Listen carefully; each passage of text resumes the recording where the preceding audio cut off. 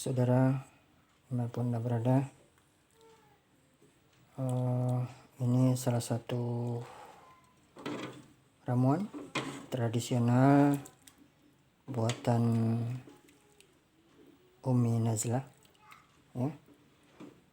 Ada temulawak, ada jahe, ada kunyit, ada batang serai, ada jeruk nipis, ada gula aren. Ini menjadi salah satu ramuan yang bagus untuk dikonsumsi pada saat musim wabah corona ini. Bisa dicoba dan semoga menjadi obat ya di tengah merebaknya wabah virus corona.